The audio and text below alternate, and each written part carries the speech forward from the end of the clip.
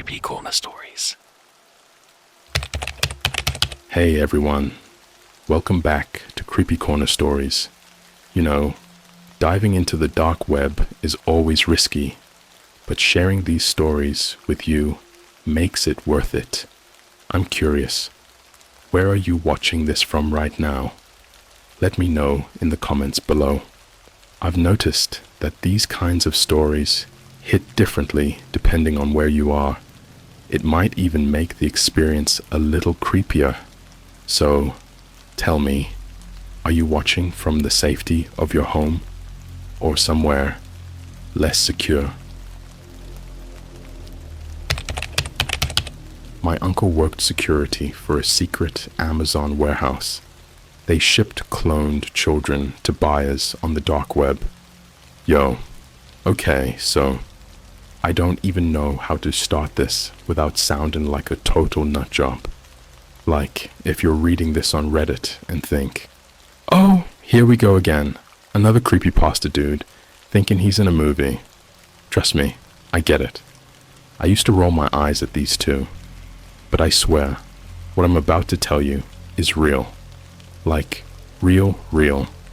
And the worst part, it starts with my uncle, who literally had the most boring job ever, until I found out what was really going on. Let me back up. I'm 21 now, but this started when I was around 17. I was living in Southern California, near Riverside, and my Uncle Dave used to work security for this massive Amazon distribution center. You know, those giant beige buildings that look like someone just copy-pasted a warehouse across the entire country. Yeah, one of those. It was the kind of place you don't think twice about. Just another cog in the corporate machine. He was always vague about his job though. Said he worked the graveyard shift and mostly just watched cameras and handled weird crap.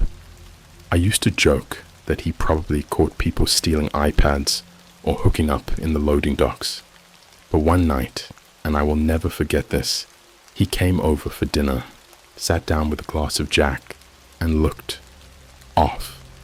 I mean, this guy was ex-Marine, buzzcut, always cracking jokes, tough dude. But that night, he was pale, sweaty, jumpy. My mom asked if he was okay, and he just stared at her for a second and said, "You didn't hear this from me." Then he told us to put our phones away, turn them off, not even airplane mode. Office. I thought he was being dramatic, until he pulled this scratched up burner phone from his pocket, the kind you buy at CVS for like $20 and toss after a week. He started talking low, barely above a whisper. I still get chills, remembering how serious he was. No jokes, no smirks, just this dead look in his eyes. "There's another warehouse," he said. "Not the one you see from the freeway. It's off the map. You don't get there with GPS. You get a call. You follow the directions. You park your car at this random-ass Starbucks in Paris. Leave your phone in the glove box, and a black Suburban picks you up. Windows blacked out. No plates." He wasn't joking.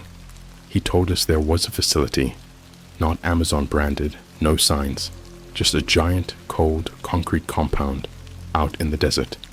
Like Area 51, but without the conspiracy theories.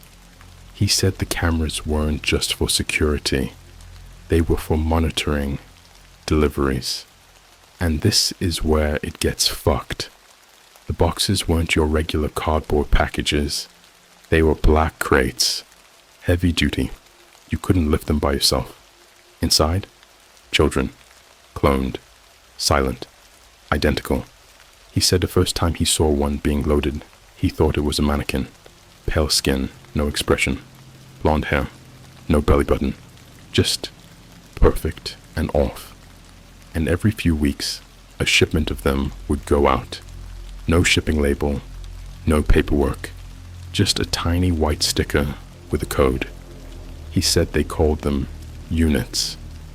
When he asked one of the tech guys what the hell was going on, the guy just stared at him and said, "You don't ask questions. You want to retire? Shut up and clock in." At first, I laughed it off. Like, come on. Cloned kids? Secret dark web Amazon warehouse? What is this? A Black Mirror episode? But then he showed me a photo. Burnt edges. Looked like it was taken on an old flip phone.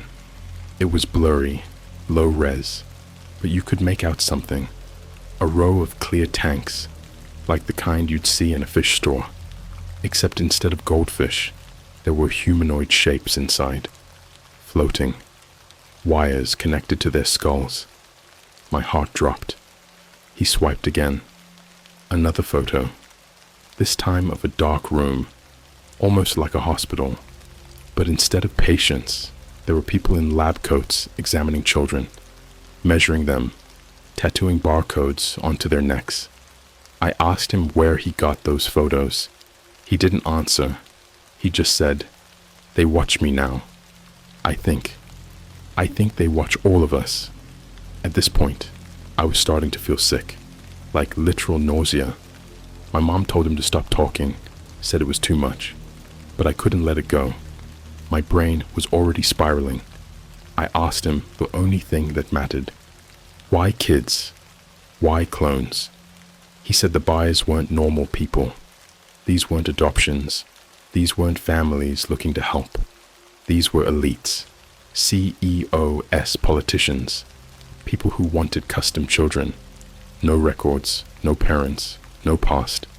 And get this, some of them didn't want kids. They wanted replicas of themselves, of celebrities, of victims. My mom told him to shut up. She was shaking. But me? I couldn't stop thinking about it. Because it didn't sound like fiction. It sounded like the kind of horror that hides behind million-dollar smiles and big tech brands. He left that night without saying goodbye, said he had a shift, took his burner, and walked out into the dark. 2 days later, he disappeared. Just gone. Car still parked at his apartment. Keys on the counter. No note. No struggle. Police said he probably just left, that he was dealing with things. Case closed. But I knew better, because 3 days after that, I got a DM. No username, just a string of numbers. One photo. It was of my bedroom window, taken at 3:07 a.m. I didn't sleep for 3 days after I got that photo. You ever feel your stomach drop so hard, it's like your soul left for a minute? That's what it felt like. I just sat there staring at my screen, phone shaking in my hand, looking at this grainy photo of my bedroom window, taken from maybe 10 feet away. You could see my curtain cracked just enough to reveal my desk light, that specific, sickly yellow glow I leave on at night. Timestamp, 3:07 a.m. I checked my ring cam. Nothing. Just static from 3:05 to 3:10, like someone cut the feed. Then came the emails. Not from a real sender, just numbers, letters, random characters, like a password someone smashed on a keyboard. Each one only had one line in the body. He told you too much. This is your fault. You are being watched. Stop digging. Stop talking. Stop remembering. One had a video attachment. I watched it in my garage. Lights off. Bluetooth speaker turned up. Like an idiot. Curiosity kills more than cats, I guess. The video was wrong. It was low res, 144p at best, black and white, looked like footage from an old CCTV feed. At first, all you see is a hallway, dim flickering fluorescent lights, all buzzing like hornets. Then someone walks into frame, wearing an Amazon vest, orange and blue, but soaked in something dark. Could have been oil, could have been blood. You couldn't see his face. Then he drags a crate into the hallway. The crate is shaking, like something's inside, banging. No sound, just the silent rattling of metal on tile. He opens it. Inside is a child, maybe 7, pale, eyes wide open, doesn't blink, doesn't scream. The man crouches down and whispers something to it. I had to loop the video 6 times before I made out what he said. I swear on my life, he said. Don't cry. You're not real. The screen cuts to black, and then one final frame, a still image of a room. White walls, white floor, a single mirror, massive, like the kind you see at gyms, but warped, like a carnival mirror that had been smashed and glued back together with human teeth. In the middle of the room, a person sits on a steel chair, head covered in a white plastic bag, hands zip-tied behind the chair legs. Their body is melting, skin bubbling, but they don't move. I shut off the video. I threw up in a Home Depot bucket I hadn't emptied in weeks. I didn't eat for a day. I kept checking my locks, windows, back door. I knew I needed answers, but no part of me wanted to find them. So, like a dumbass, I kept looking. I found something by accident. On an old deep web forum I stumbled into through a Reddit thread that had been deleted 30 seconds after it was posted. You know those sketchy archive links that have names like mirrorplace.onion/index.php $TRUTH. Yeah, that kind of stuff. There was a thread with just one line in bold red text. The mirror room is a portal for the unmade. I scrolled down and people were replying with images, not memes, not text, just photos of themselves holding white masks. No expressions, no backgrounds, just these people in dimly lit basements or bathrooms or inside closets, wearing white clothes, holding those creepy, empty masquerade masks like they were about to perform at a funeral. The last comment was from a user named XXXFiltrate3. It said, Warehouse Delta 13, Nevada State Border. Exit 41. Follow the Black Rock Trail. Don't bring your phone. Don't bring metal. Don't say your name out loud. They can hear it now. 2 weeks later, I got a message from someone I hadn't talked to since middle school. Jacob, this quiet, weird kid who used to draw really messed up pictures during class, like sketchbooks full of people with sewn up mouths and crosses carved into their eyes. Kid had issues, but I guess so did I. He texted me, Dude, I saw your Reddit post. You think you're the first? I hadn't posted anything on Reddit. Not a single word. Not even under a burner. I asked him what he meant, and he just replied, They use Reddit to track infected memories. They scrub the web every 2 hours. If you posted, you've already been flagged.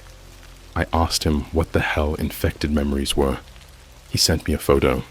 It was a Polaroid of my uncle, naked, hooked to tubes, eyes sewn shut, lying in a pile of identical bodies. Some were blinking. Jacob agreed to meet, said he had been in the warehouse once. He called it the Mirror Farm, said it was underneath a fake Amazon facility in Tonopah, Nevada, about an hour from Area 51. Looked normal on the outside, but once you go past the employee-only corridor, you take a maintenance elevator 17 levels down. The place was ice cold, silent. He said the walls weren't drywall or concrete.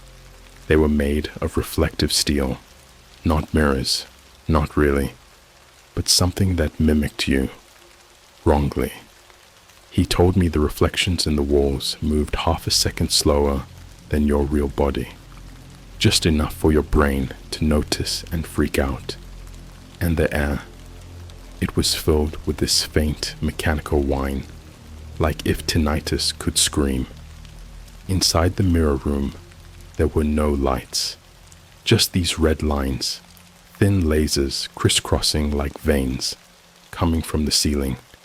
He said the clones were grown in synthetic wombs that looked like upside-down jellyfish. They pulsed and glowed, and if you listened closely, you could hear crying, but not like a baby, like something pretending to be one. Jacob had seen a harvesting, a customer, a tall man in a black hoodie, face blurred out in real life, like it was being censored by reality itself, walked in, pointed at 3 of the child clones, and nodded. A mechanical arm came down from the ceiling. It didn't grab them. It disintegrated them. He said it was like watching candle wax melt in reverse, like their bodies unformed. The lights pulsed. The mirrors screamed. And a new clone popped into existence on a table across the room, completely silent. Same face, same smile, same barcode. Jacob said he tried to run, but the mirrors started to move. They didn't reflect anymore. They opened up, like doors, but only if you weren't looking directly at them. He said something stepped out. Not a clone, not a person, just a thing made of light and wrongness, tall, bending reality like heat waves. He never went back. Last week, I checked Google Earth. Coordinates Jacob gave me led to a plain building labeled Fulfillment Center 872-N. I zoomed in. It glitched. I tried again. Same glitch. Like the image tried to load, but the center of the building just warped into black. I clicked Street View. Nothing. Just desert. Where the building was supposed to be. Blank landscape. Then my internet shut off. I restarted the modem. Nothing. Then my phone buzzed. One notification. A photo. It was me. Asleep. On my couch. From the ceiling. I don't know if I'm still safe.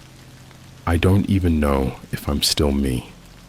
If anyone's still following this, I haven't even told you about the McDonald's tunnel system, the empty-face driver live stream, or the fact that I think my uncle's clone is now posing as my neighbor. Part 3 is worse. Way worse. I haven't opened my curtains in 6 days. The reflection doesn't match anymore. The glass shows things I didn't do. Movements I didn't make. Faces that aren't mine. There's something in my room that looks like me, but that's not what I'm here to talk about. You remember how I said things got worse? They did. Way worse. I was losing it. Insomnia. Nausea. My bones felt too heavy, like they were holding in something that wasn't human. I stopped showering, stopped checking the time. My phone kept vibrating at night. No caller ID, no texts, just buzzing, like it was breathing. Once, I answered. I didn't hear anything except a faint wet chewing sound, like teeth grinding meat. Then a whisper. One word. Run. I threw my phone into the storm drain near the 7-Eleven and smashed my SIM card under my boot. Didn't matter. It still rang from inside my walls. But the real terror started when I got curious about something Jacob had mentioned in passing. The Smile Driver live stream. He didn't even want to explain it. Just said it was worse than the mirror and not made for our eyes. I searched anyway. Tried a few dark websites. Threads deleted seconds after clicking. An onion link led me to a homepage titled driverfeed_001.realtime.vep. No branding, no description, just a massive embedded video feed and a chat box. The feed was black at first, then it flickered, and I swear to you, I felt my stomach turn inside out when it loaded. The camera was mounted inside the front of a car. Dashboard cam, fisheye lens. You could see the steering wheel, the cracked windshield, and a hand, grayish, veiny, twitching, resting on the gear shift. The car was driving through an empty highway at night. Streetlights blinked as it passed. The speedometer was stuck at 66.6 miles per hour. I thought it was a glitch. Then I looked closer at the driver's face in the rearview mirror. There wasn't one. Just a smooth patch of skin, like a blank mannequin head, with a giant carved-in smile that extended almost ear to ear. No lips, just bleeding slits, like someone sliced a grin with a box cutter and forced it to hold. But that's not even the worst part. The driver knew I was watching. Every 5 minutes, like clockwork, the head would slowly turn toward the camera. No eyes, just that bleeding smile. And the car would make a sudden turn, almost as if it was trying to get to me. I watched for 20 minutes. The chat was flooded with comments like, "He's almost there. Get out of your house now. Don't blink. If you blink, he gets closer." Then the feed changed. Suddenly, I wasn't looking at a highway. I was looking at a parking lot. The camera swiveled. You could see a lit-up sign, MCDONALDS, the one I grew up going to. On Magnolia Avenue, the one next to the 24-hour laundromat where homeless people talk to shadows. I recognized the torn yellow awning, the broken M on the sign, and the trash bins that always smelled like blood. The driver parked. He didn't move. He just sat there, his grin twitching, as if breathing through the slits in his face. Then the passenger door opened. Nobody was there, but you could hear footsteps on gravel. The cam turned again, and suddenly it wasn't nighttime anymore. It was dusk, the same color of the sky right now. I checked the timestamp. Live. And then the camera zoomed in. On my house. My fucking house. I screamed. I ran to the front window, ready to see a black car, ready to see someone coming up the walk with a blade or a bag or a box. Nothing. Just quiet. Then I looked back at the stream. The chat was going insane. One message was pinned by the admin. "You've been marked. Exit through your mirror or become the next passenger." I slammed my laptop shut. That was the last time I opened it. That night, the dreams got wrong. I don't know how to describe it, man. Like they weren't dreams anymore. More like transmissions. You ever dream about being awake in your room, but it's not really your room? Everything looks the same, but your door handle is on the wrong side. Your posters are facing backwards. Your window shows a forest, even though you live in the city.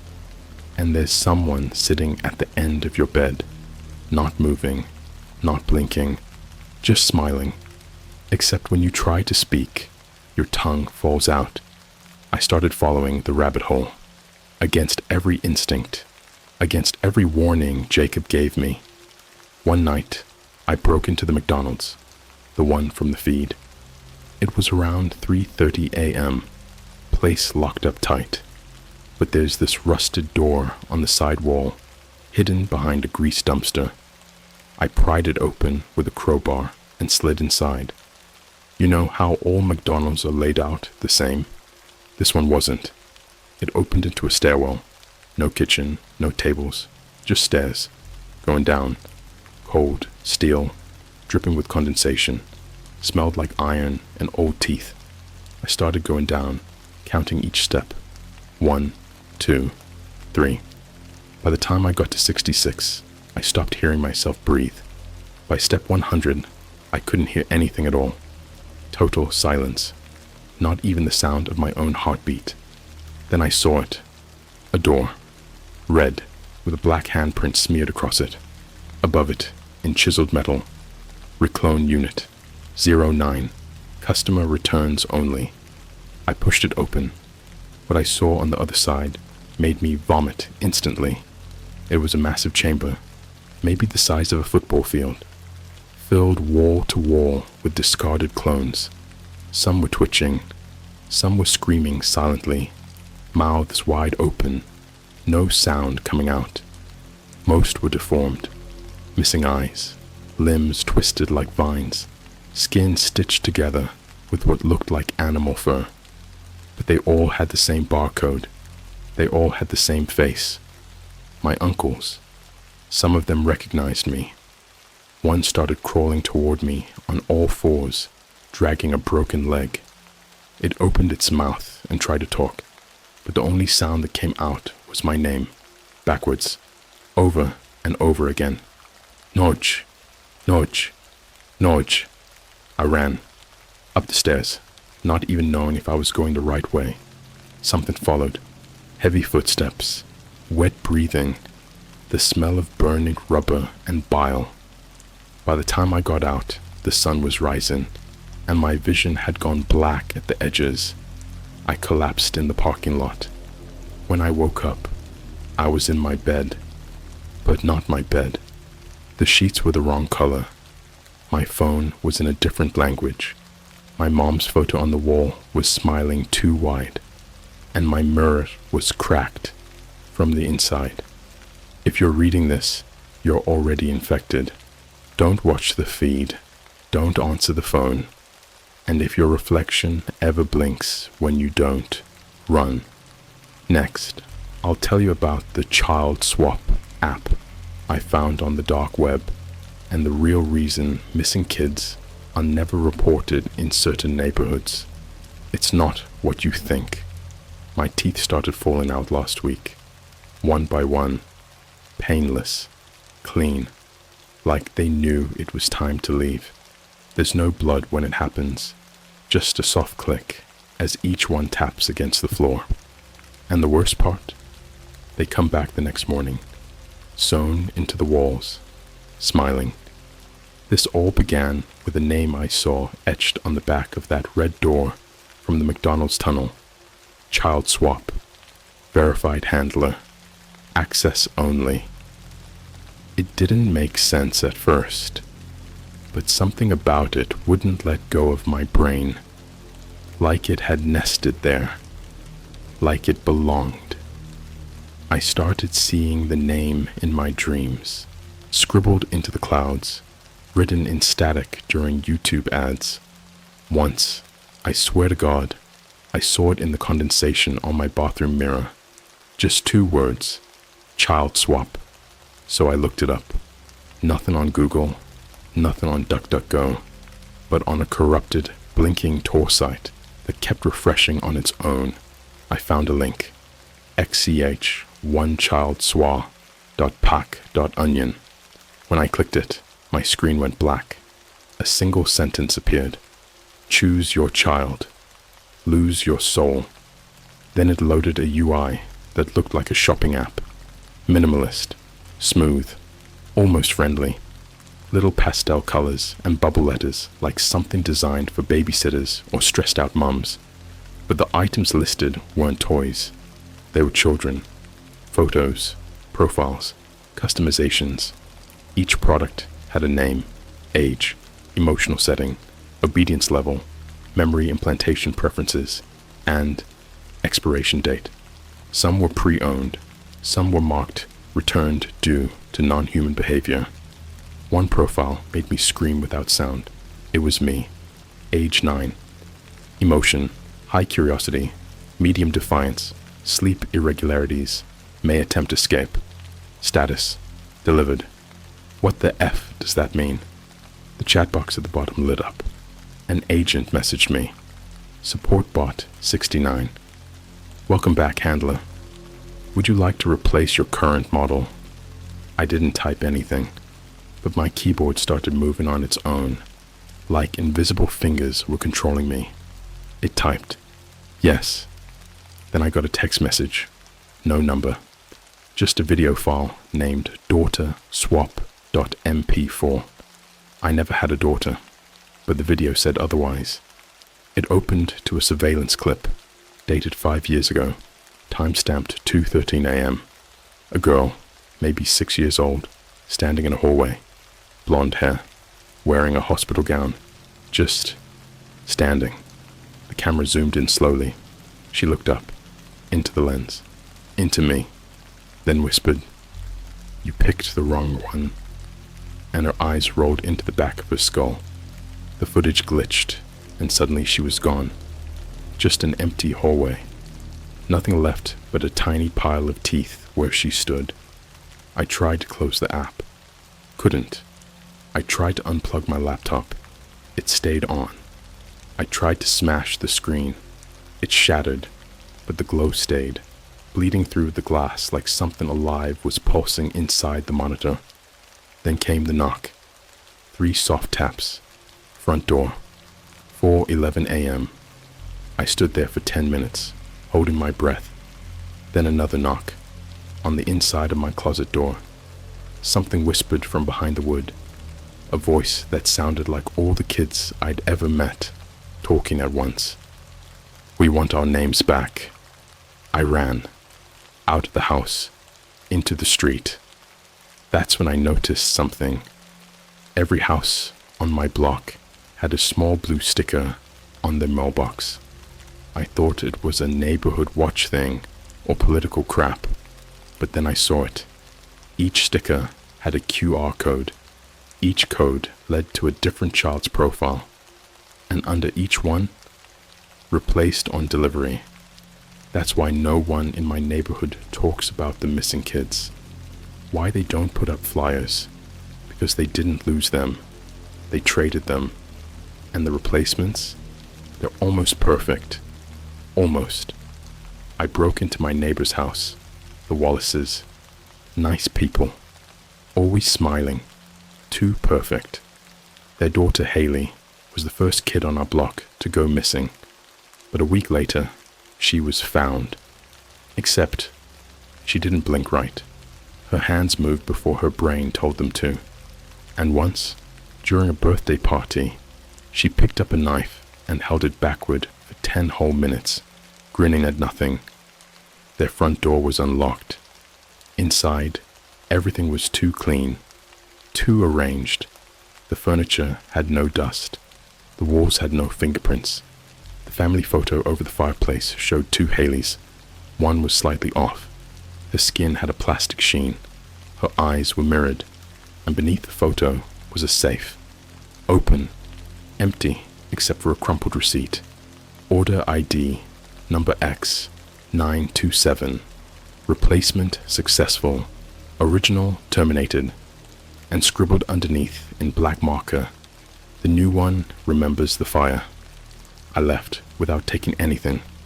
I didn't need to. The trauma was already carved into my brain like a wire tattoo.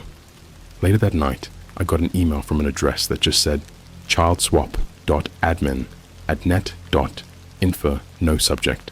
Just an attachment. It was a zip file titled swap footage nvr24.zip. I opened it. Hundreds of video clips, security camera feeds, each one named after an address. One was mine, 0411, Magnolia Apartment 2, B.move. I watched it. It was a video of me, sleeping. But in the background, at the edge of the frame, something stepped out of my closet. It had my exact face, same pajamas, same limp posture, and it slowly climbed into the bed beside me. The real me never moved. Then, both versions turned to the camera and smiled. I tried deleting the file. Didn't work. I tried burning my laptop. It screamed, literally screamed. Not metal warping, a human scream, like it had lungs. I heard it echo in my head for hours. That night, I found a USB drive under my pillow. On it, one file, lastswap.exe. I ran it. A black screen, then a message. There is no original. There is only the one who remembers first. My reflection in the monitor blinked before I did. I haven't left my room in days. My clone goes out for groceries now. It smiles too much. People seem to like it better. But I found something. A log. A hidden protocol. Something called Shipment Omega. They're not swapping just kids anymore. They're swapping entire towns. You ever look at the sky and realize it's too still? Not the clouds, not the wind, not the stars. The actual sky, that endless, quiet blue. That's what gave it away for me. I was sitting in my backyard around 3:22 a.m., waiting for the bleeding to stop. I'd pulled another tooth from the back of my throat, and it had roots like spinal cord wires. I looked up and noticed the moon wasn't moving. Not slowly, not drifting, not at all.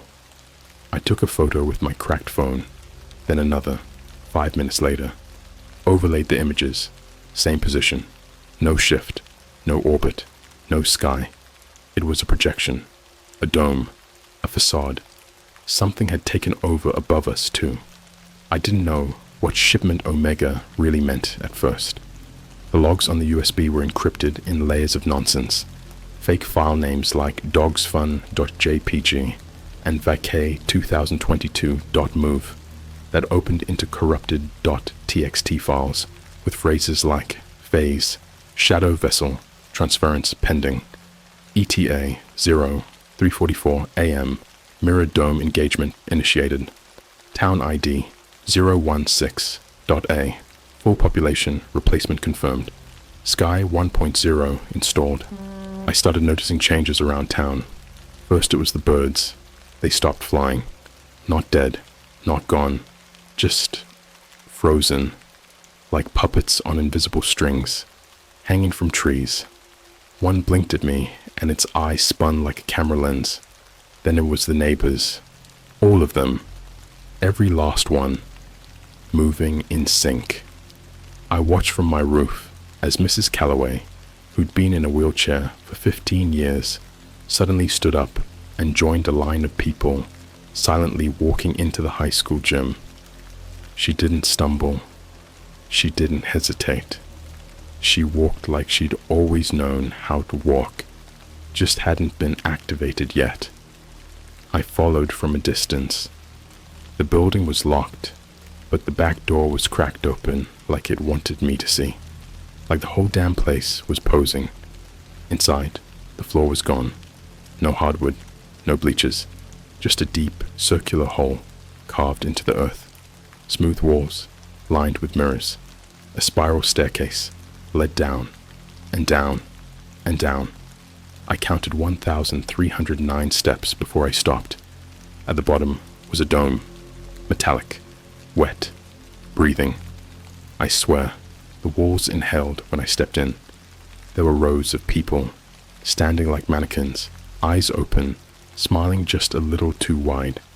Every single one of them had a mirror version of themselves standing directly behind them. Same clothes, same posture, same everything.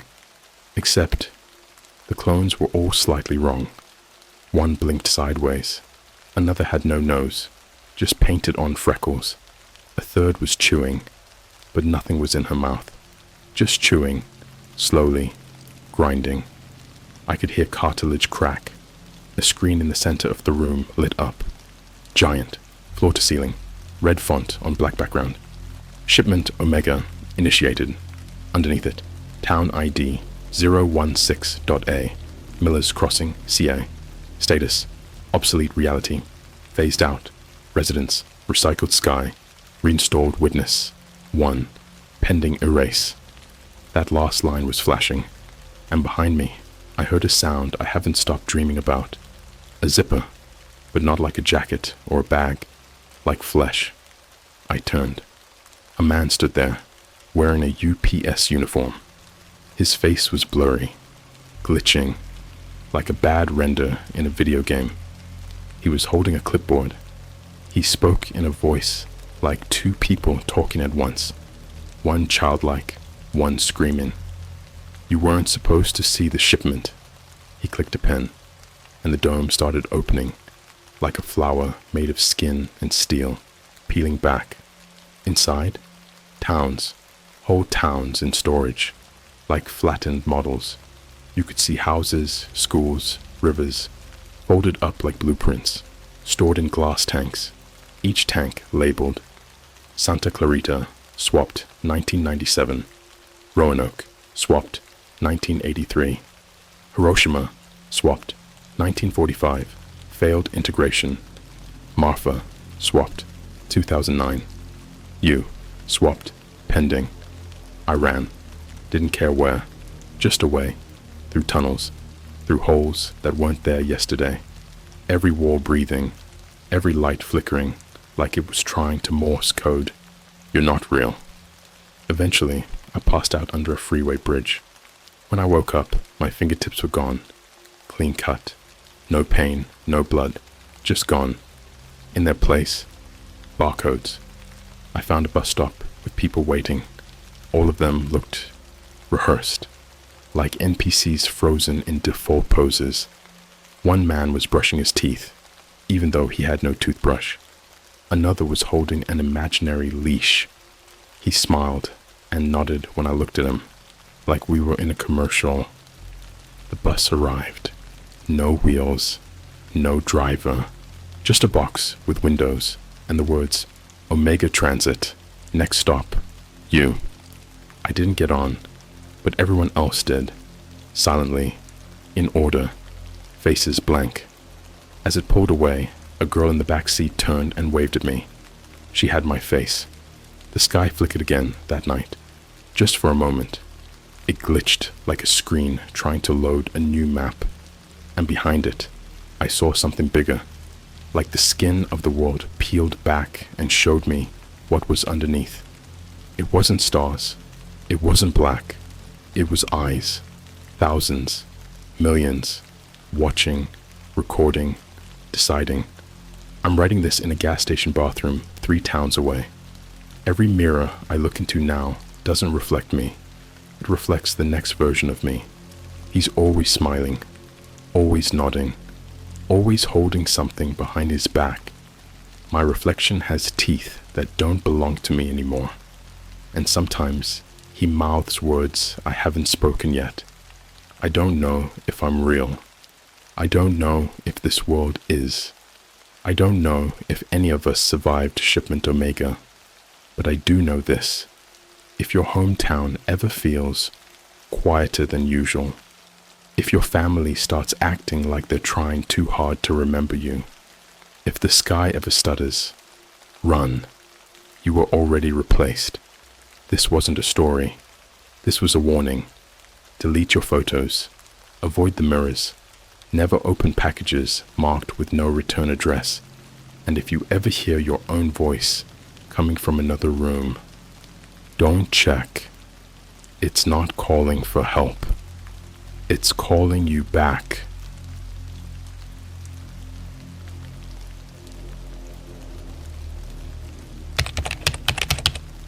There's a dark web Netflix clone that only streams real deaths. Last night, I watched myself die in tomorrow's episode. Yo, so, I don't even know where to start. If you're reading this, I just want you to promise me one thing. Don't go looking for it. Whatever sick curiosity you've got right now, kill it. Because what I saw, what I lived through, it's not some Reddit creepypasta. It's not a prank. This is real. And I don't think I have much time left. Let me back up. My name's Matt. I'm 22. I live just outside of Atlanta. And like most of y'all, I spend way too much time online. Reddit, TikTok, YouTube, Discord. I bounce around all of it. I've got a small following on TikTok where I do story times and little creepy mystery vids. You know, weird Craigslist ads, Google Maps finds. You won't believe what I found in this abandoned McDonald's type content. Just normal spooky junk. Anyway, about 3 weeks ago, I was in one of those deep YouTube rabbit holes at like 3 a.m. You know the kind.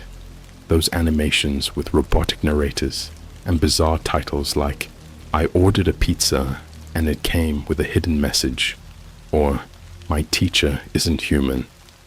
But one thumbnail caught my eye. It was called, You Can't Escape Deep Chill. Watch yourself die tomorrow. The channel name was in some weird Unicode I couldn't even pronounce. The thumbnail was low res, almost like VHS footage, and showed a dimly lit living room with a couch and an exact copy of the Netflix UI. except the logo said Deep Chill instead of Netflix. Curiosity got the better of me. I clicked. The video was only 90 seconds long. It was a guy, looked early 20s, pale, twitchy eyes, real scared vibe, sitting in his room, whispering directly to the camera. His voice was shaking. If you're watching this, it's already watching you. Deep Chill isn't some urban legend. It's real. It's not a game. It knows your face, your IP, your room layout. Don't subscribe. Don't click. If you do, you'll watch yourself die. Then the screen glitched. Hard. Like that old static TV kind of glitch, but with this ear-piercing sound like metal scraping a chalkboard. The guy's face distorted, and it just cut to black. Then a link popped up, but not in the video description. Like, actually on the video. Like someone had overlaid it with a weird plugin or hacked the player. It said, enter the chill, www.deepchill.stream/DC148. Do not go there, seriously. Now, I've heard all the deep web horror stories, red rooms, snuff films, people vanishing, and I've seen the fake sites. Usually it's just a stupid .onion joke page with ASCII skulls. But this felt different.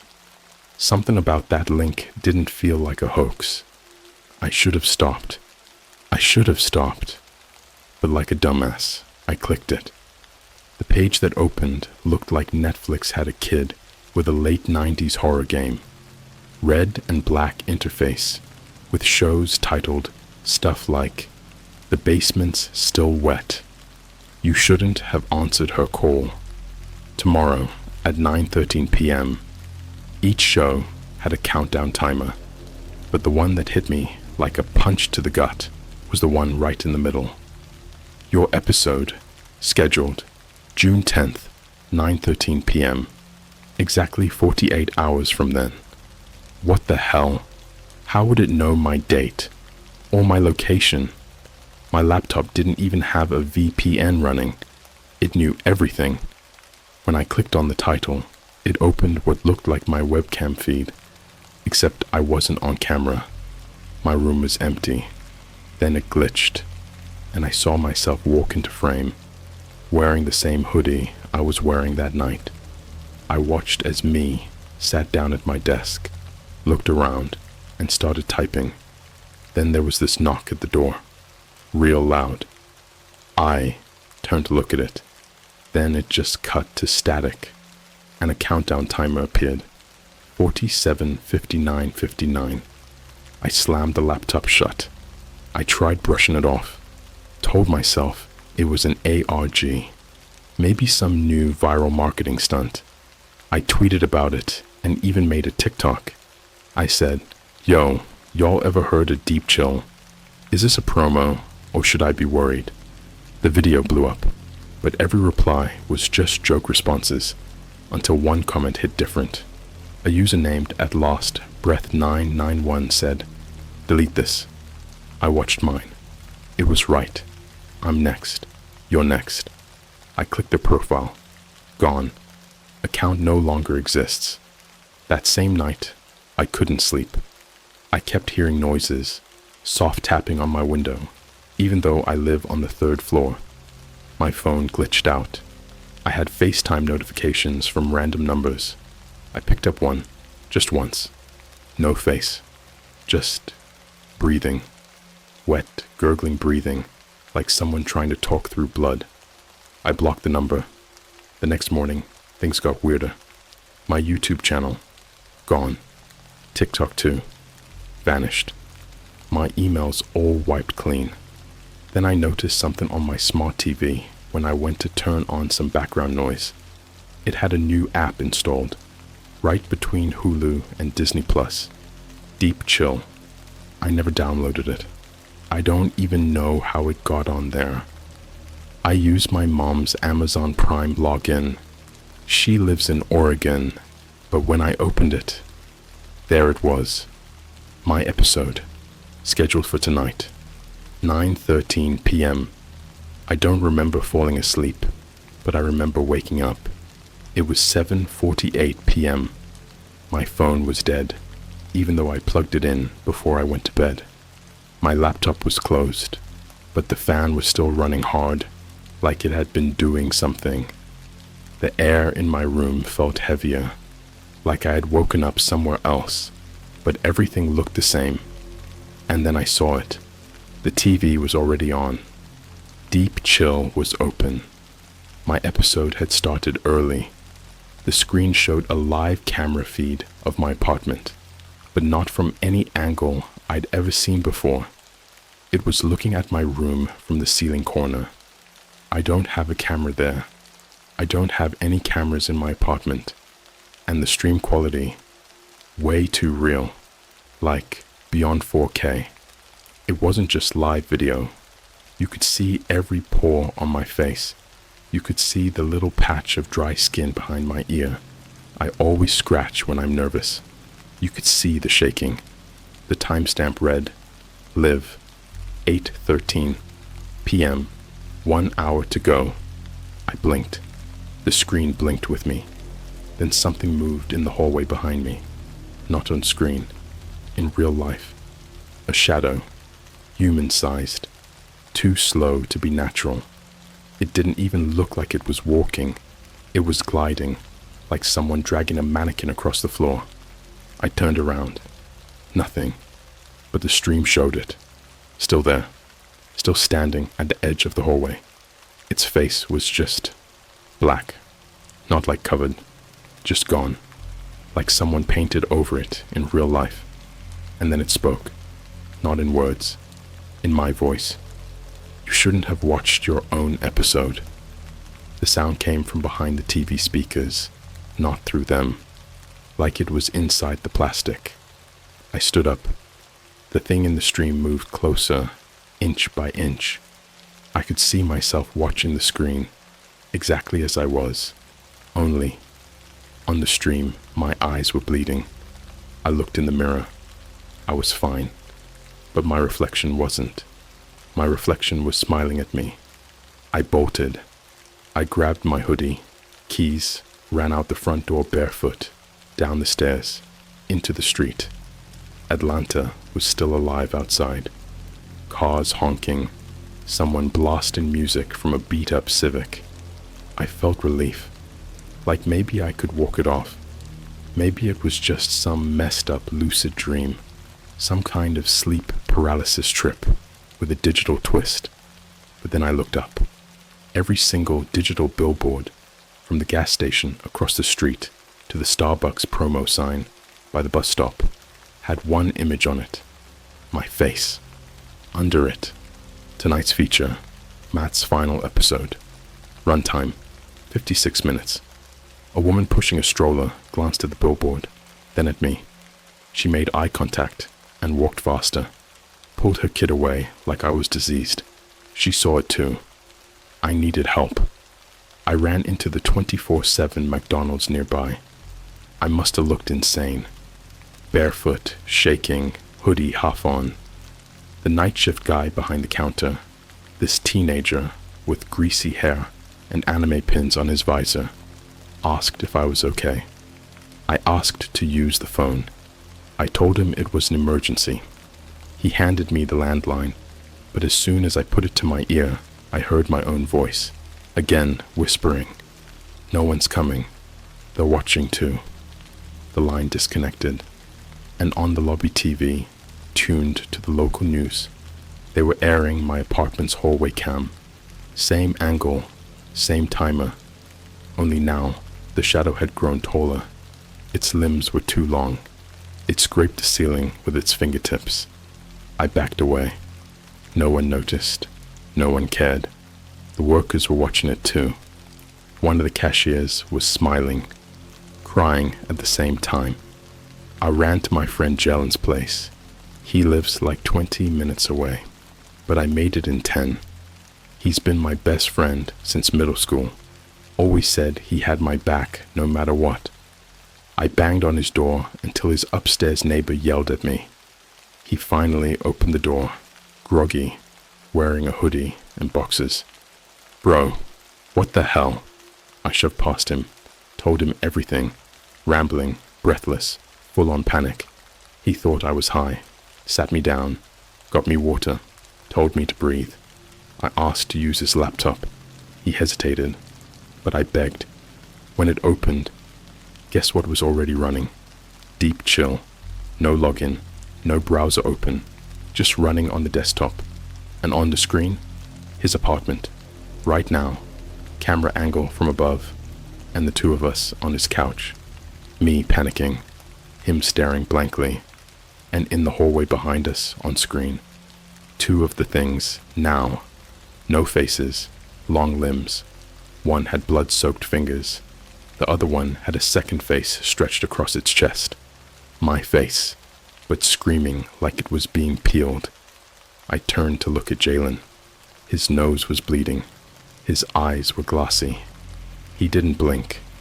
Then he whispered, not in his voice. They love the fear. That's what keeps the stream alive. He reached into his pocket, pulled out a pocket knife, flipped it open, held it to his throat. I screamed and tackled him. The knife clattered to the floor. I knocked over the laptop. Screen cracked. Stream froze. Then, suddenly, he gasped, like waking up from a nightmare. Looked around, started crying. Had no memory of what just happened. He begged me to leave. Said something about a red-eyed woman standing at his window last night. Said she whispered something about being cast. I left. I had no one else to turn to. I wandered for hours. Gas stations, fast food joints, crowded sidewalks. But no matter where I went, people kept looking at me, like they recognized me, like they had seen my episode already. I tried checking into a hotel. At the check-in desk, the clerk didn't ask for my ID. He just said, "Your room is ready. Streaming room 7. It starts in 37 minutes. The key card had a red stain on it. I never made it to the room, because in the hallway mirror on the way there, I saw them again. Dozens of them. Behind me. Crawling on the walls. Upside down. Wearing masks made of faces they'd ripped off their victims. One had a McDonald's visor on. One wore my mother's scarf. I ran until I physically collapsed. Somewhere in the suburbs. Maybe Sandy Springs. I don't know. When I woke up, it was 8:59 p.m. I was back home, lying on my own bed. The door to my closet was slightly open. The TV was on. Deep Chill was full screen. And the timer said, "Live, 9:12 p.m., 1 minute remaining." And on screen, the thing was inside the room now.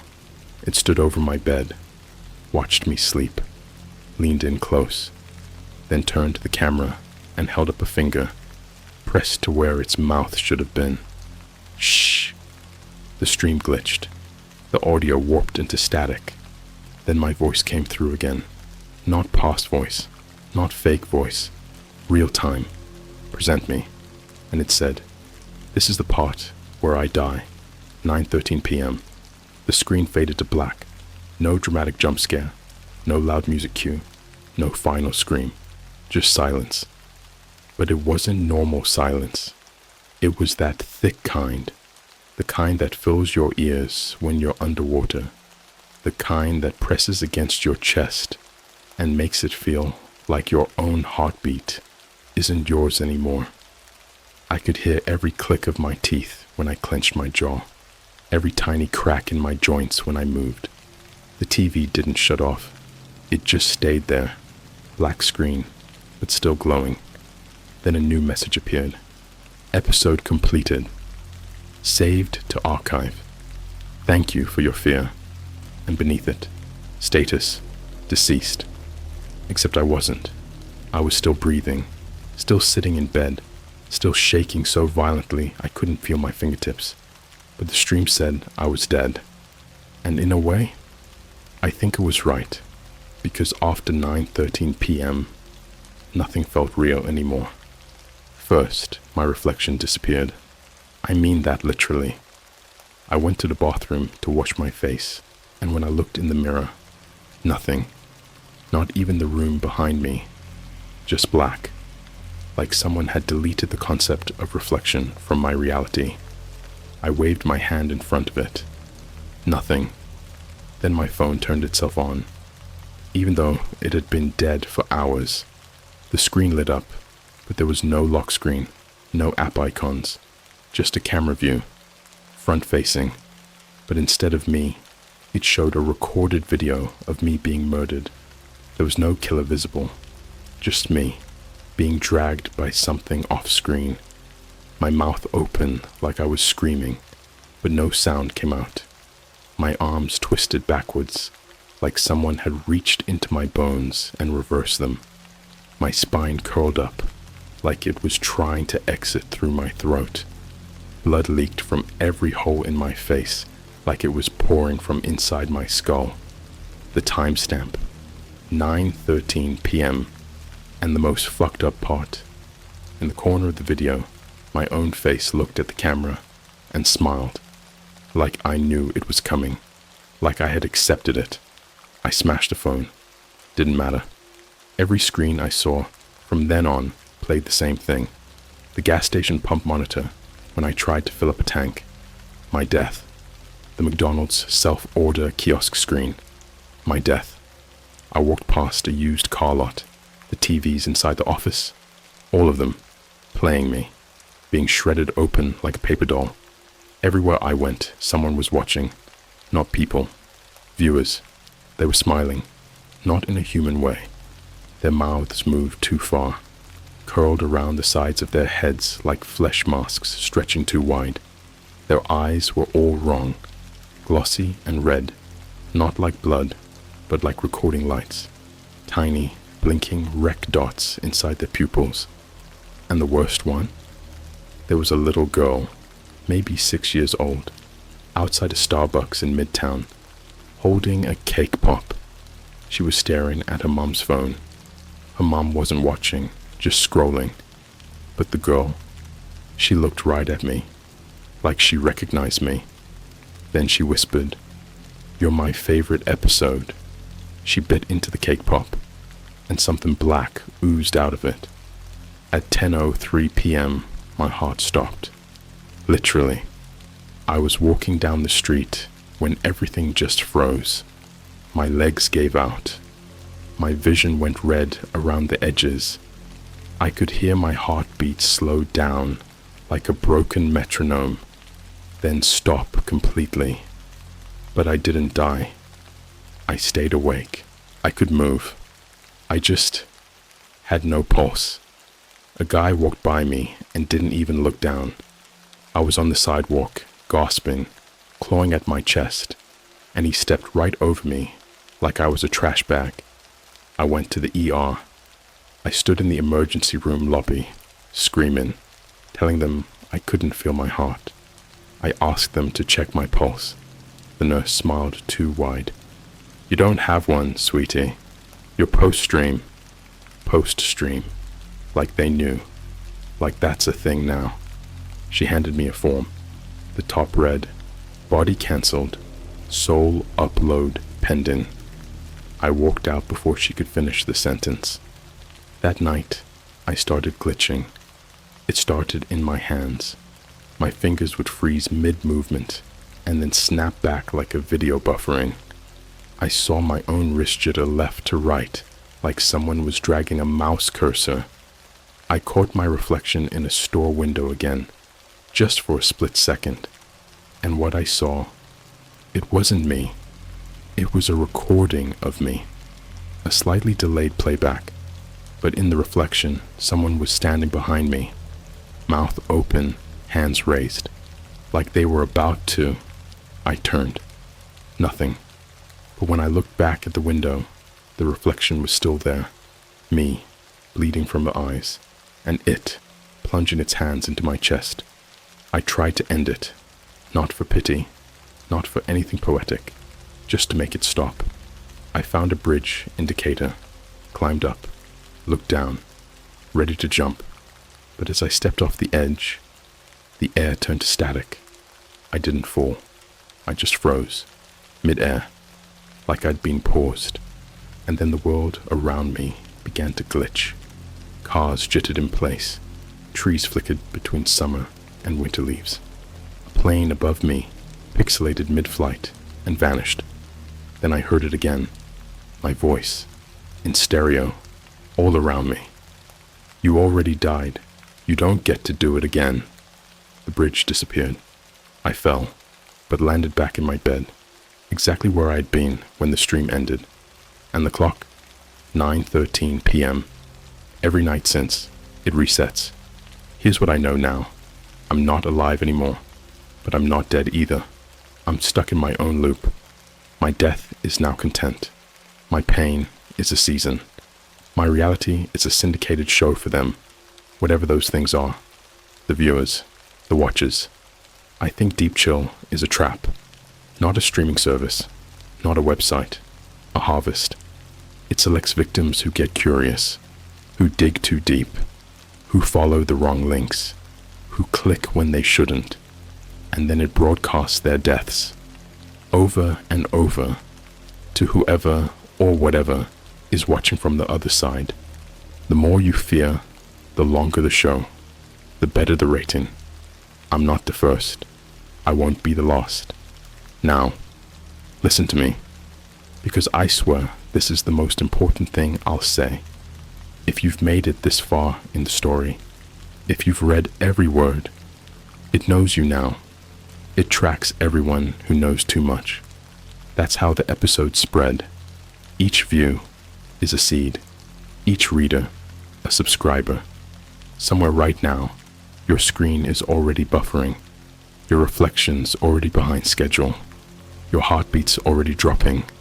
And maybe, just maybe, your episode is next. I don't know what day it is anymore. I don't even know if time is real in the way it used to be. My clocks are fake. My phone resets every minute. Every time I blink, the sun jumps half an hour forward. Shadows crawl backward. I watched a flock of birds freeze mid-air outside my window, and then fall straight down like stones, shattered on the sidewalk like ceramic. I've been dead for days, weeks. I don't sleep anymore. I don't eat. My body doesn't work the way it's supposed to. My veins pulse backward. My skin peels like paper when I touch it, then stitches itself shut when I stop. I don't have a heartbeat, but I have feedback. I hear myself echoing inside my own skull. Every thought loops. My own voice repeats back in static. Sometimes it says things I didn't think. Sometimes it says your name. This isn't a story anymore. It's a transmission. If you're reading this, if your screen hasn't glitched out yet, you've already accepted the contract. You click the thumbnail. You let it in. And I hate to say it, but I need you now, because I can't get out alone.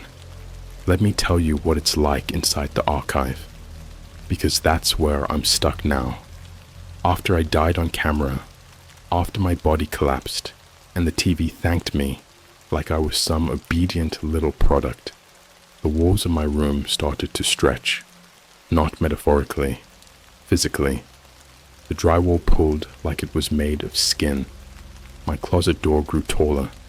My ceiling cracked and split, revealing another ceiling behind it. A higher one, like the one I was in, wasn't real. Just a wrapper around something older, something deeper. And then the sound came. Not screaming, not footsteps. Typing. Hundreds of keyboards clicking at once, but no fingers. Just keys moving by themselves, like ghost hands were writing scripts of everything I did. Every breath, every panic, every flinch, and I swear to God, every time I thought something horrible. The clicking got faster. They were writing me in real time. I opened the door. It wasn't my hallway anymore. It was a hall of episodes. Every room had a different death. Some were quiet. A girl being drowned in her own tears. Literally, like her eyes wouldn't stop leaking until her lungs filled. She looked straight at me as she suffocated and mouthed the words, "It loops." Others were vicious. A man whose legs were removed and replaced with cable wires. He walked by dragging himself, metal tearing through flesh, leaving smears of static on the walls. One room was entirely black and white, like a 1950s sitcom. A fake family sitting at dinner, all smiling, all dead, rotting at the table while a laugh track played on loop.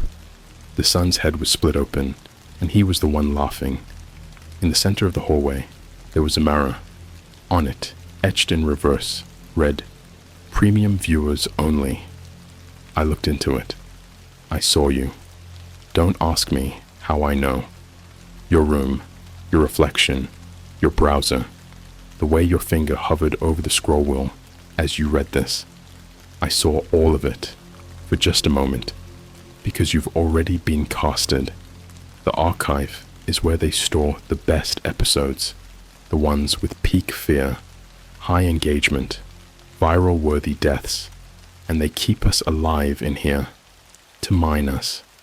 There are other people too, or what used to be people. Some are just faces stretched across TVs, like wallpaper. Some are voices repeating their last words on loop. One guy, he was twitching in the corner of a flickering room, whispering, "I didn't subscribe, I didn't subscribe," over and over, but his chest had a QR code burned into the skin. I scanned it with a cracked burner phone I found in the hallway. It took me to a page. "Welcome to Deep Chill Plus Now streaming. His final breath. Full remastered cut. 4K UHD. Runtime. 2 hours, 17 minutes. Likes. 837,241. Comments. Off. They added runtime. They edited his death like a director's cut. And the views? They were going up in real time. I think every time someone watches, he dies again. He feels it again. I watched for 10 seconds. He started coughing blood on the floor, looked up at me with hatred, like I was the one holding the camera. Maybe I was. And then I found the feedback room. That's where they keep the episodes that haven't aired yet. I walked in and saw dozens of monitors, stacked floor to ceiling, all showing different faces, reading, watching, listening. You, your friends, your little brother watching YouTube horror animations at 2 a.m., that coworker who loves unsolved crime documentaries. Every one of you has a channel, and when I leaned close to the screen showing you, the speakers whispered, "Pilot episode in progress. First scream detected. Fear rating, 2.3 stars."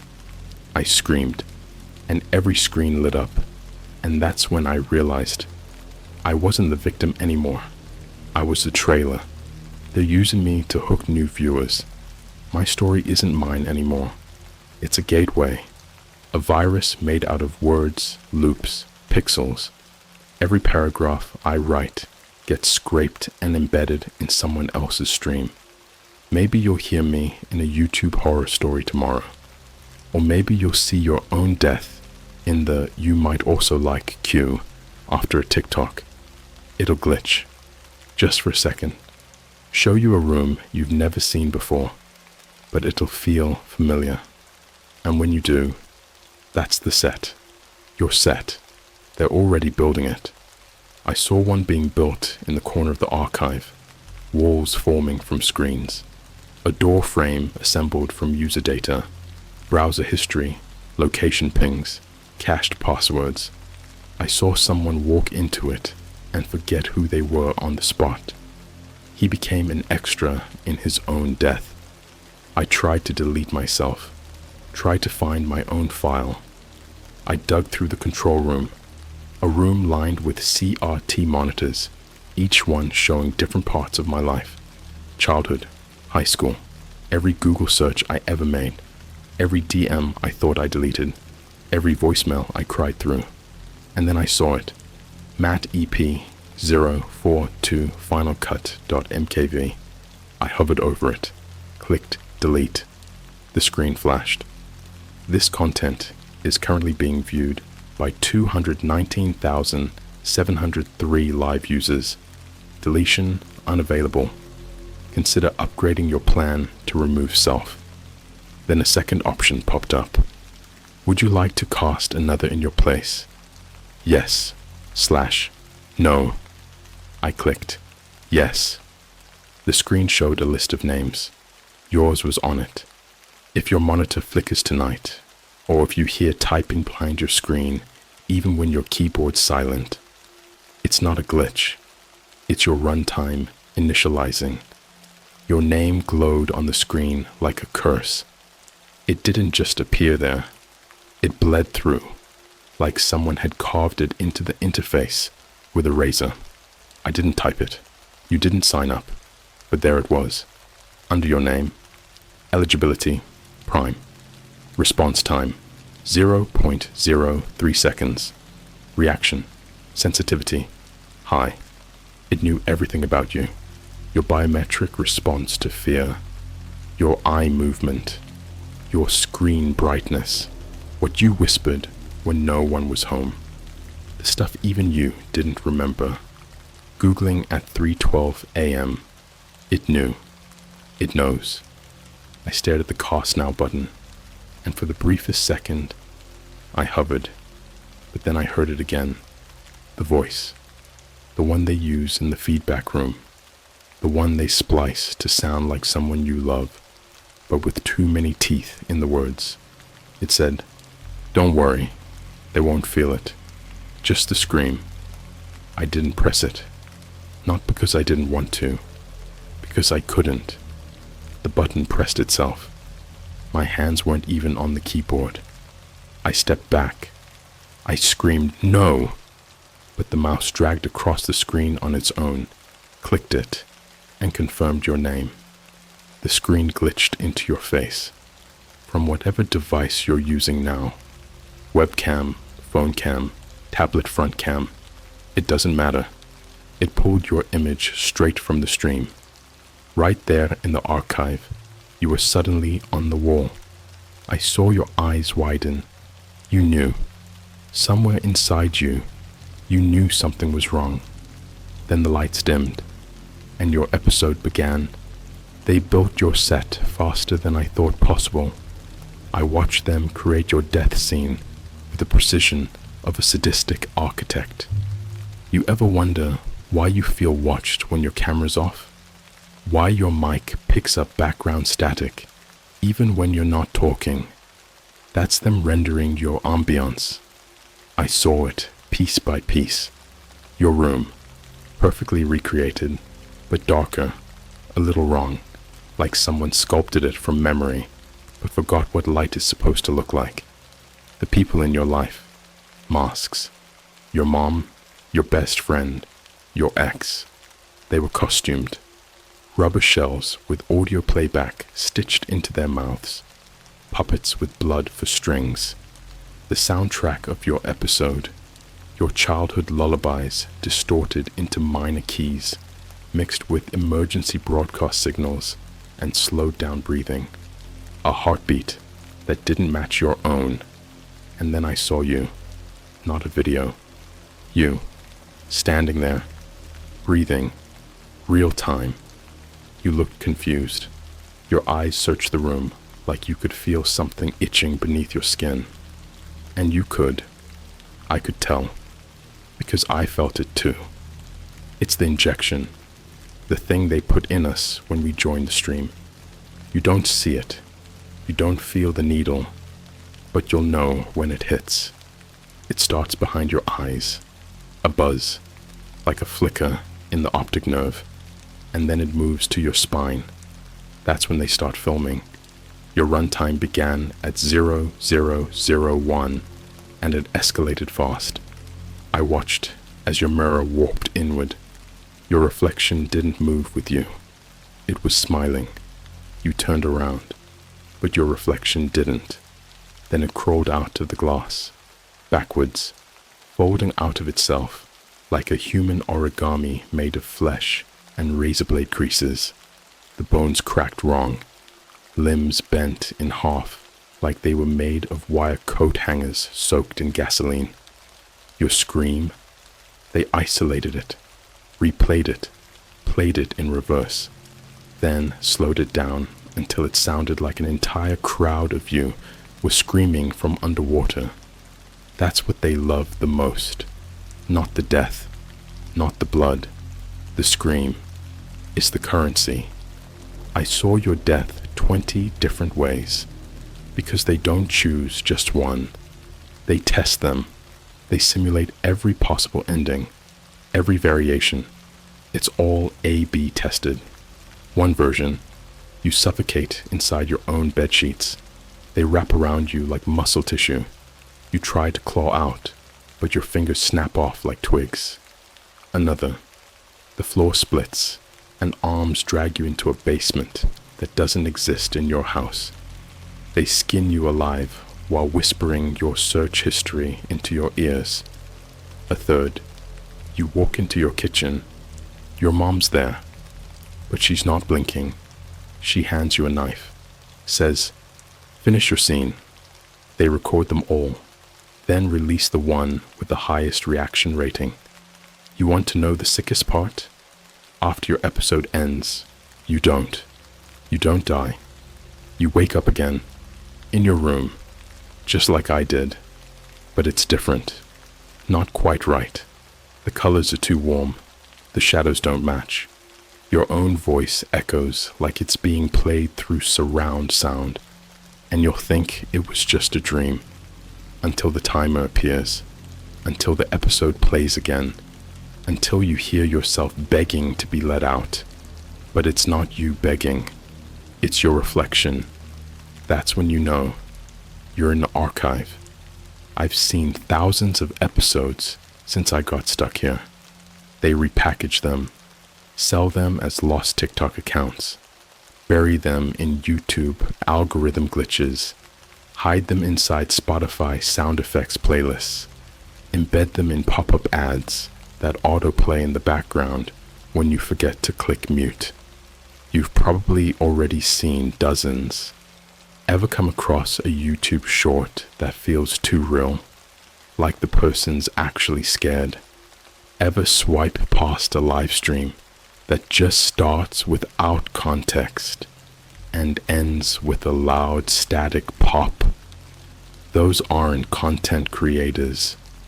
They're victims, just like me, just like you. I tried warning people. You think this is the first version of this story. It's not. They rewrite it every time, change the names, the platforms, make it look like fiction, but it always ends the same way. The viewer becomes the episode. You've been chosen now. Your episode is in post-production. The editors are cutting it down, blending your trauma into entertainment, testing which version of your scream hits hardest on loop. You'll see it soon, on your lock screen, on a nearby TV, in the reflection of a turned-off monitor. So here's my last warning. When your episode airs, and it will, don't look at the screen. Don't engage. Don't react. Because the second you feel that chill, that sinking pressure, that moment where your body remembers it's already dead, that's when the runtime ends, and the next viewer clicks play, but not for you. Your episode begins now. Now streaming. You, Season 1. Runtime. Infinity. Viewers. Watching.